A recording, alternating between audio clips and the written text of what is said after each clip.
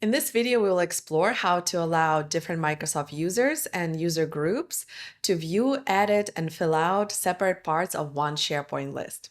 For example, an employee, manager, and admin can open a form designed specifically for them and fill out just the necessary parts. The default form in SharePoint cannot do this, but with Plumsail Forms for SharePoint Designer tool, this is all possible. So let's see how to custom design separate forms step by step. As you might know, in the group section of Microsoft 365 Admin Center, you can create and manage various groups. These groups serve as hubs for collaboration among users as they facilitate communication and teamwork both inside and outside the organization. They integrate with essential tools such as SharePoint, Microsoft Planner, and Teams. In today's video, we'll focus on creating and managing unique SharePoint forms for both Microsoft 365 and SharePoint permission groups, and we'll also set up custom routing. So how do we create separate form sets for different Microsoft 365 groups? Well, after you have finalized the grouping in the Admin Center under Active Teams and Groups tab, let's begin by opening Plumsail Forms for SharePoint app. We'll connect to the team support site and tickets list.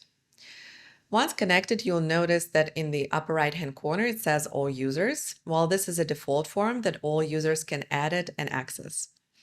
However, there are times when you want to restrict certain information or maybe limit editing privileges. So let's proceed by clicking on the plus icon. This will redirect us to the Manage Form Sets page, and here you have the opportunity to create a new form set. You'll notice two tabs, one for Microsoft 365 user groups and the other for SharePoint groups. This allows you to configure access based on your selection. First, let's select and configure form sets for Microsoft 365 groups. Let's start by giving it a name, for example, Team Tech Support Form. The form set name can be anything. You can choose a name that makes it easier to find it later. In the Add User or a Group field, you have the option to select a group or a user that you have previously created in the Microsoft 365 Admin Center under the Active Teams and Groups tab. Ensure that you've configured these groups or users before creating the form set, and select all groups that a user needs to be part of in order to be redirected to this form set. So I'll add the technical support group, click Save, and Close. And as you can see, the new form is blank. So in this case, I'll upload a pre-designed form, but of course you can design a form from scratch. Previously, I exported the form that was designed for all users, and then I added additional SharePoint fields and controls that the tech support team might need. And you can delete or add fields and controls relevant to your form set. So let's save this form set and see how it behaves in the SharePoint list. First, I'll open the form as a member of all users group. And as you can see, I only have access to a couple of fields from the list. It's enough to create a ticket request. Next, I'll add myself to the technical support group in the Admin Center. Once this step is complete, let's return to the list and look how the form opens for me now that I'm a part of tech support team. Let's refresh the page and click on the first item.